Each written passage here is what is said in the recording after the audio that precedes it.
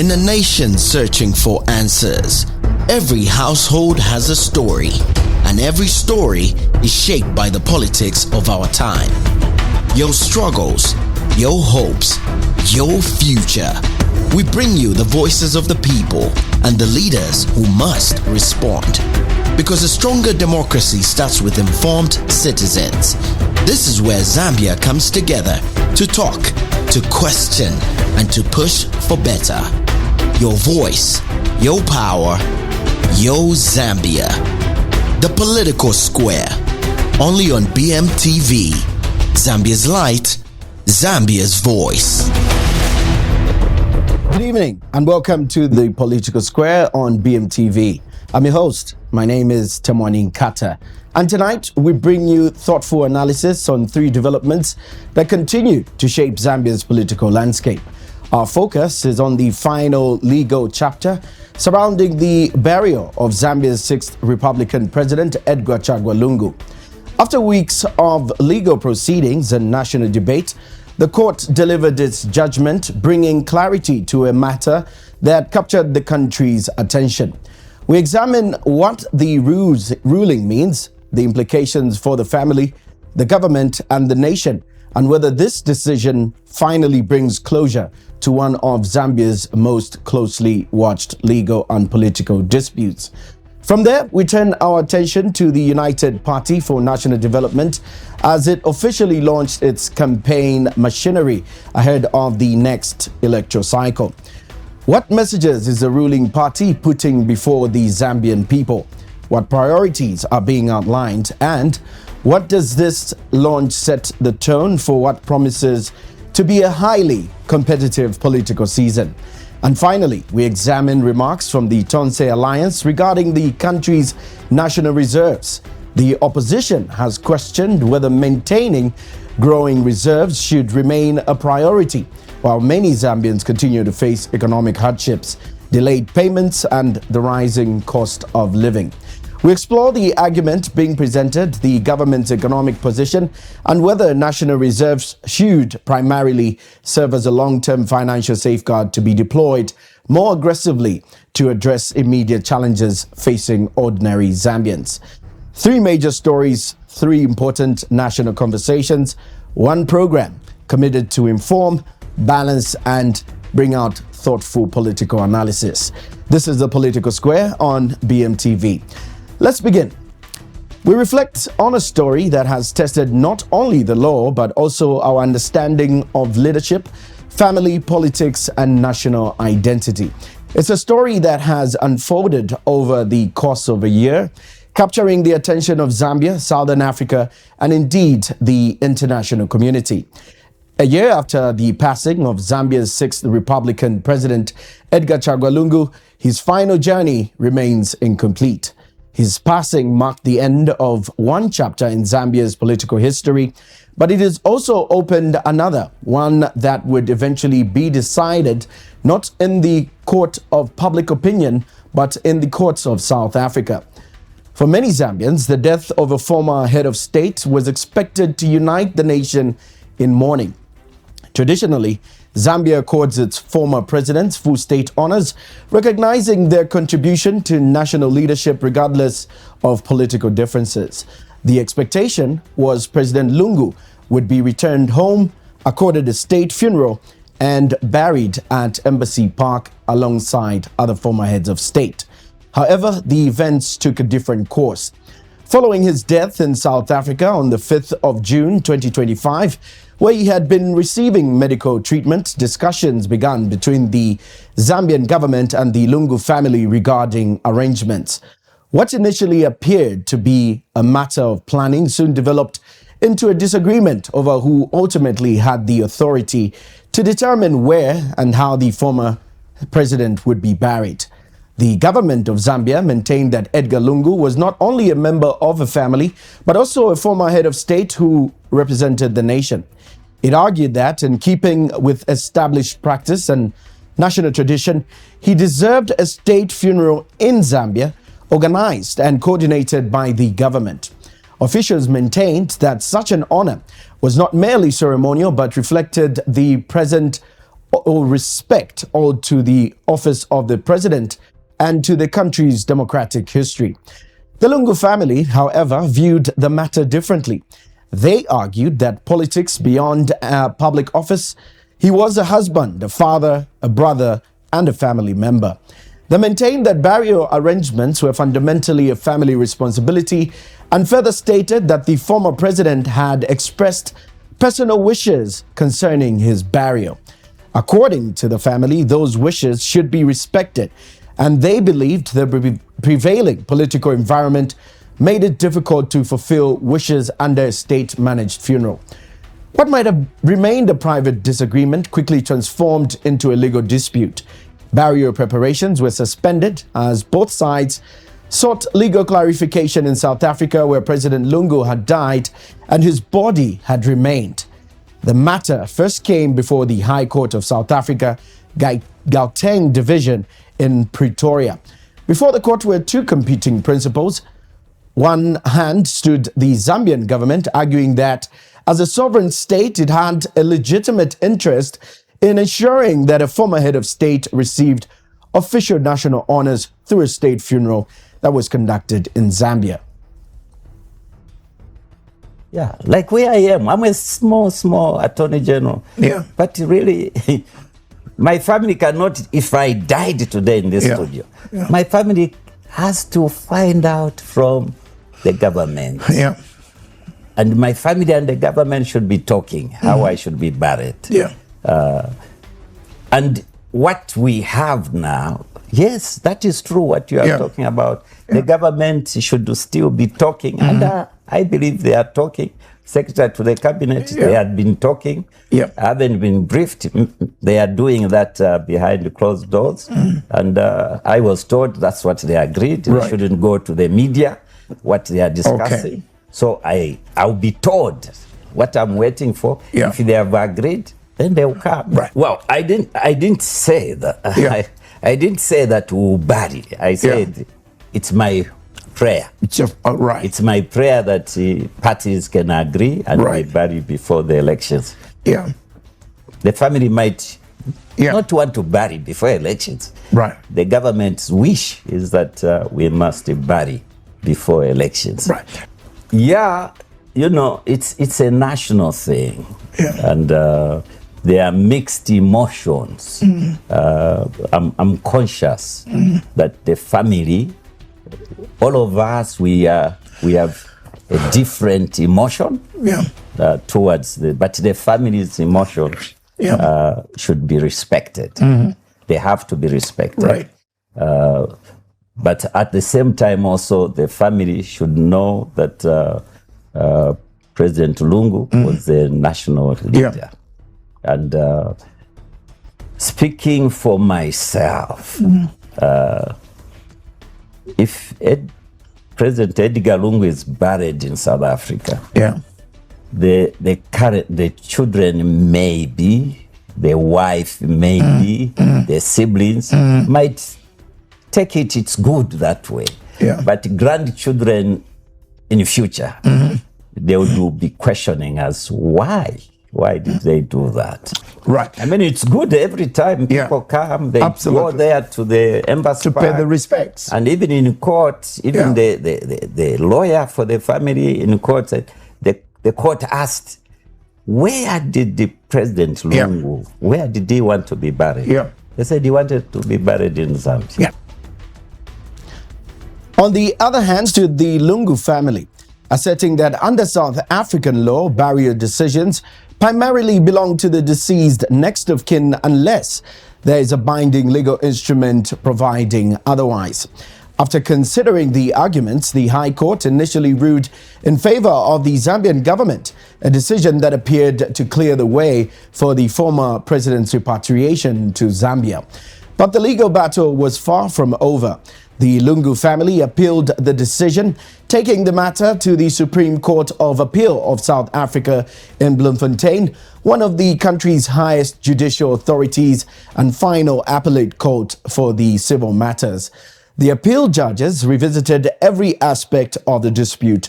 They examined the competing rights of the state and the family.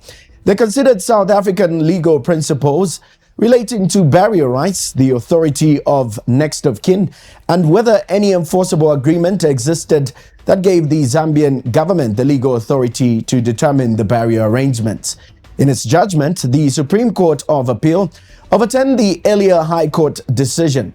The appeal court ruled that the Lungu family possesses the legal authority to decide where and how former President Edgar Chagwa Lungu should be buried. The court found that the rights of the immediate family carry primary legal weight in matters of burial unless displaced by a valid legal obligation or enforcement directive. In this case, the court decided that no such overriding legal authority had existed. In effect, the ruling affirmed that while governments may have legitimate interests in honoring former leaders, those interests do not automatically supersede the legal rights of the family under South African law. The judgment also addressed the issue of legal costings. The appeal court ordered the Zambian government to pay the legal costs associated with the appeal proceedings.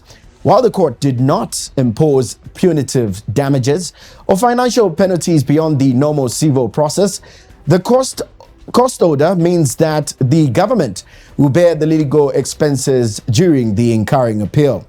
The precise amount has not been publicly determined, as legal costs in South Africa are typically assessed through taxation process after judgment. Perhaps equally significant was the response from the Zambian government following the judgment. Rather than pursuing another legal challenge, the government announced that it would respect the decision of the South African courts. It made it clear it would not seek a further appeal and acknowledged that the Lungu family was free to determine where the former president would ultimately be laid to rest. That response effectively brought an end to what had become one of the most closely watched legal disputes in Zambian history. While the legal battle may now be settled, the questions it has raised will likely remain part of the country's political conversation for years to come. This case has highlighted the delicate balance between state authority and family rights. It has demonstrated that legal principles can sometimes produce outcomes that differ from political expectations or long-standing traditions. It has also reminded us that courts are not institutions that determine political honor or history legacy. Their responsibility is to interpret the law impartially and apply it to the facts that come before them. There are several important lessons that emerge from this case. First, the dispute was never about whether Edgar Lungu deserved respect as a former head of state. Both the government and the family acknowledged his significance in Zambia's history. The disagreement centered on who possesses the legal authority to decide his final resting place, and second, this case illustrates the importance of jurisdiction. Because the former president died in South Africa and the legal standings were instituted there, South African law governed the dispute. The courts therefore applied South African legal principles concerning burial rights rather than Zambian state protocol. Thirdly, the ruling does not diminish Zambia's long-standing tradition of according state honors to former president. Instead, it clarifies that in the particular case and within the applicable legal framework, those traditions could not override the rights of recognized by the courts. And finally, the government's decision not to pursue further litigation may itself represent an important moment. In accepting the judgment, it has allowed the matter to move away from prolonged legal contest and towards what many hope will be its final chapter, a dignified farewell. As Zambia reflects on the life and the legacy of its sixth Republican president, perhaps a greater lesson is beyond politics and beyond the courtroom. Leadership may be exercised in public, but grief is experienced in private. Governments preserve institutions and families preserve memories. When those two responsibilities meet, there will be inevitably more moments of disagreement. The true measure of a democratic society is not whether disagreements arise, but whether they are resolved peacefully, lawfully, with respect for the institution that exists to uphold justice. After this year of uncertainty, the courts have spoken. The government has accepted the outcome, and the responsibility for deciding where former President Edgar Chagwa Lungu will be buried now rests in the law as recognized as having the authority, his family. For Zambia, the hope now is that this chapter concludes not with further division, but with dignity, reconciliation, and the opportunity for a nation to honor one of its former leaders in a manner that ultimately brings closure to both his family and the country that he once served. First, I to speak to court Silvoli. I don't know our pastor, my family, meaning our pastor, but he says Zambia. That's what he had. Yeah, they help to what you get. So they said, really, that's good. Here's your father. Personally, it works either way, as long as he's put to rest with dignity.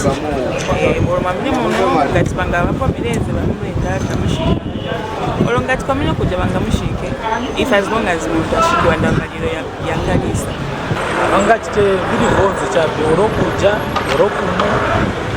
bamene baganiza chabe bino mu chabe je bamene maona mamena nkalira almost 1 year plus so sipanga says beta bashikira kuti ngo ikomekeza na bashikira kuti ngo sipomekeza bora bashikoro. This is the Political Square on BMTV, Zambia's Light, Zambia's Voice. Do stay tuned. We'll be back after the break.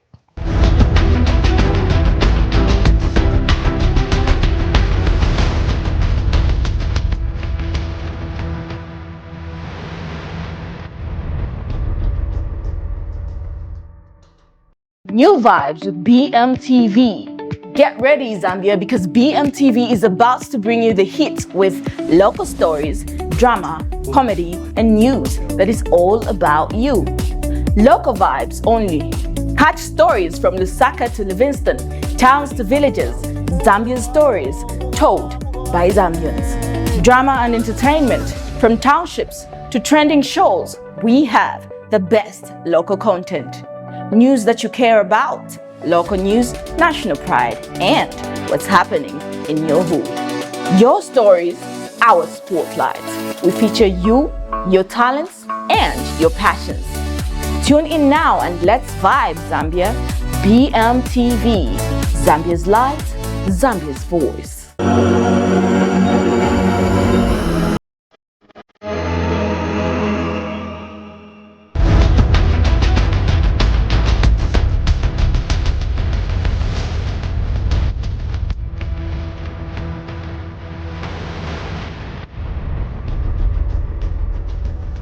With the 2026 general election now in full view, the race for State House has officially begun. President Hakainde Hichilema yesterday officially launched his campaign for the re-election ahead of August 13th, 2026 general elections, using the occasion to present what he described as a vision for sustained economic growth, stability, and national development. Addressing thousands of reporters and supporters that were gathered outside the National Heroes Stadium, President Hichilema framed the forthcoming election as a defining choice between consolidating the progress made over the past 5 years and, in his view, returning the governance challenges of the past. At the heart of his address was an ambitious economic agenda aimed at accelerating Zambia's journey towards self-reliance. The president outlined key targets that include increasing maize production to 10 million metric tons, expanding electricity generation to 10,000 megawatts through investments in solar and core energy, and raising annual copper production to 3 million metric tons. The head of state urged citizens to safeguard what he described as gains achieved under his administration. Among the milestones highlighted were the introduction of free education, which he said has benefited more than 2.5 million children, the successful restructuring of Zambia's external debt, and the strengthening of the country's internal reserves. At the same time, President Hichilema acknowledged that many Zambians continue to face significant economic pressures. He cited the prolonged droughts, the rising cost of living, and electricity load shedding as some of the major challenges his government has confronted during his first term. On matters of governance and public order, the president reaffirmed his administration's commitment to maintaining peace and the rule of law. stating that political violence and terrorism would not be allowed to return. He called on UPND supporters across the country to become active ambassadors of the party's message as the campaign enters its full swing. Looking beyond the August polls, President Hichilema pledged that should he secure another mandate, his government would intensify investments in healthcare, strengthen the education sector, deepen economic recovery, create more employment opportunities, and continue implementing policies aimed at improving the livelihood of ordinary Zambians. Concluding his address, the president appealed to the electorate to renew his mandate, arguing that continuity in leadership would enable his administration to complete the programs that it initiated and deliver what he described as a better future for all Zambians. Kubwata kukamba zamene ziribe nzelu zamene ziribe chani tirikuvela. Our interest is in you, the people, the great majority of the people. Our interest is not va mukukuru va pompwe. Our interest is in you, the people of Zambia. Zambia, we want to say that we have laid a strong foundation since you put us in office. A very, very strong foundation. Number one,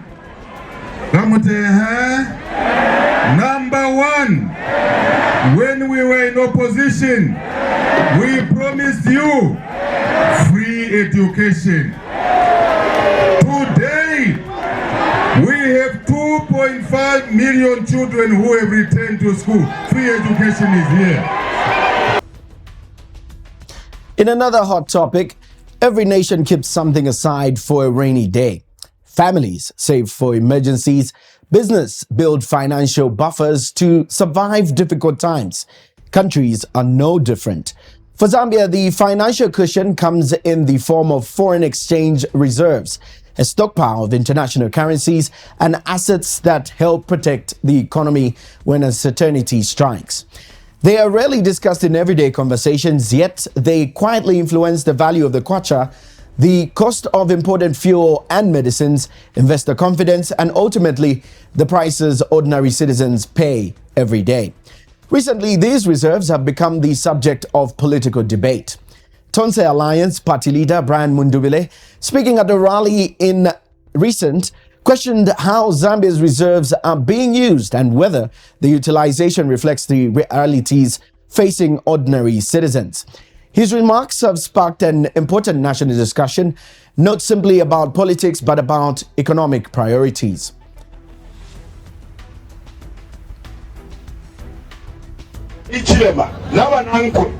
Every developer TV, we have built reserves. We've got reserves for 6 billion.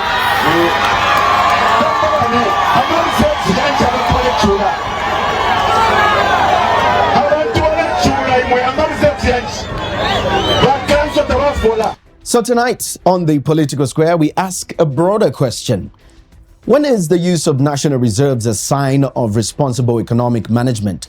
And when does it become a source of public concern? Foreign exchange reserves are often described as the country's emergency saving accounts. They're built from export earnings, foreign investment, and international financial support, and other inflows of foreign currency. Unlike tax revenue, reserves exist primarily to protect Zambia's external financial position.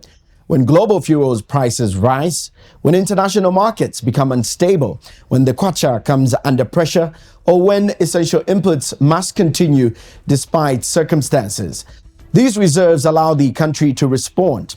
Without them, the cost of imports may rise sharply, inflation can increase, and confidence in the economy may be weakened.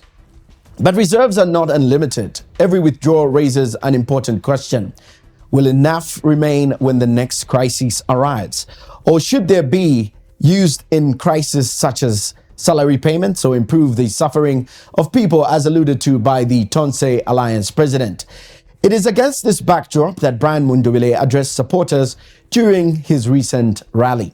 Speaking about Zambia's economic direction, he questioned whether the country's reserves were being used in a way that truly benefits citizens. One of the toughest or strongest themes in this address was not merely that reserves were not utilized, but whether their use reflects the hardships many Zambians continue to face.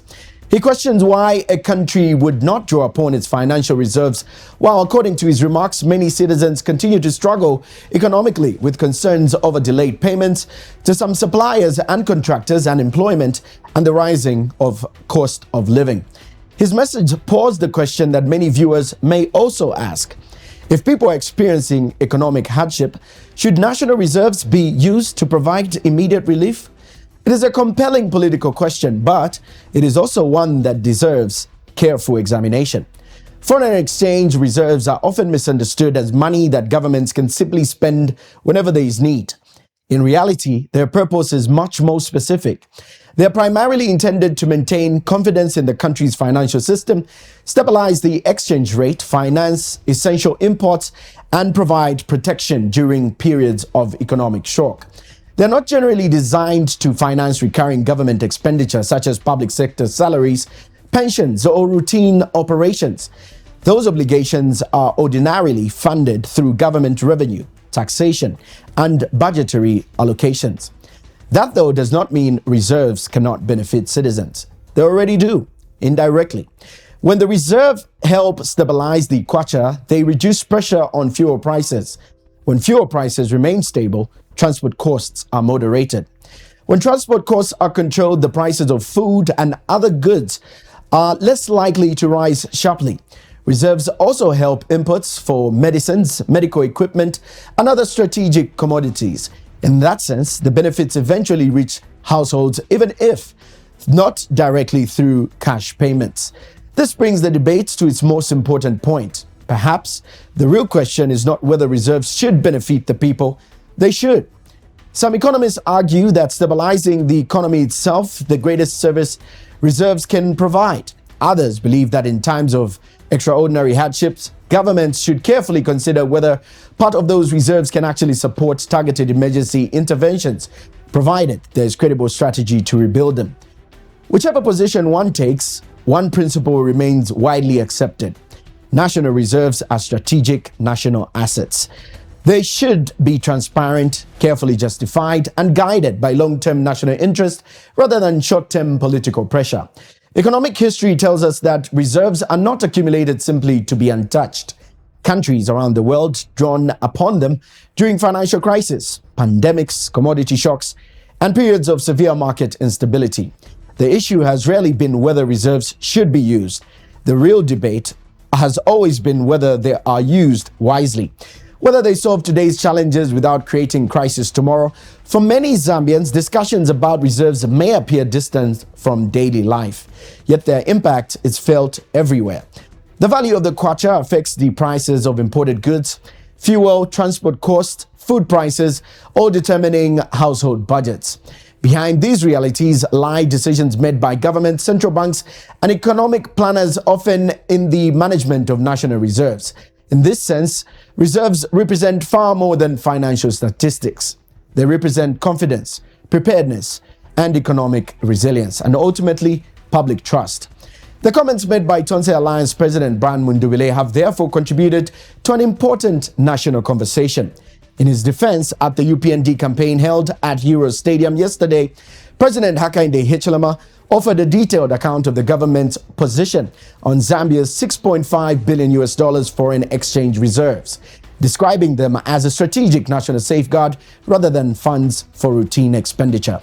The president explained that the reserve serves as the country's financial insurance policy, maintained to cushion Zambia against major disruptions, including prolonged droughts, external financial shocks, and unforeseen global crisis. According to President Hichilema, these reserves are deliberately preserved to protect economic stability and strengthen the nation's ability to respond when extraordinary circumstances arise. In defending the government's approach, the head of state also responded to the criticism from members of the Tonse Alliance, including Brian Munduwile and Makebi Zulu, urging critics to appreciate the principles of macroeconomics management before commenting on the role and the purpose of the country's foreign exchange reserves. Munzako apera sova ukali kuyamba vokamba vinangu zamene zilibe na nzelu. Why are they talking now? Vaona kuti mumarizevu kuli 6.5 bilioni. Zambia vankala na energy oenda kukamba za upuva ati reserve ilibe nchito ndati owe.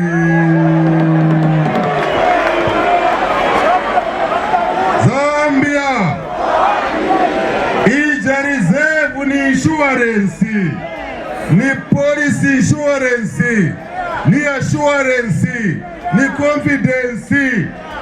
Ngati kuli drought tisebenzesa reserve twagula vakudya tapasa abantu kuti badye. Manje they are now nonga reserve. When they were there, aba bafana babiri analima ministers muja mu PF. Winangu anali provincial minister ku northern, winangu ku eastern. Ndiye vanadya ndalama za Zambia. Afuna atabwererenzo ayambe kudya reserve.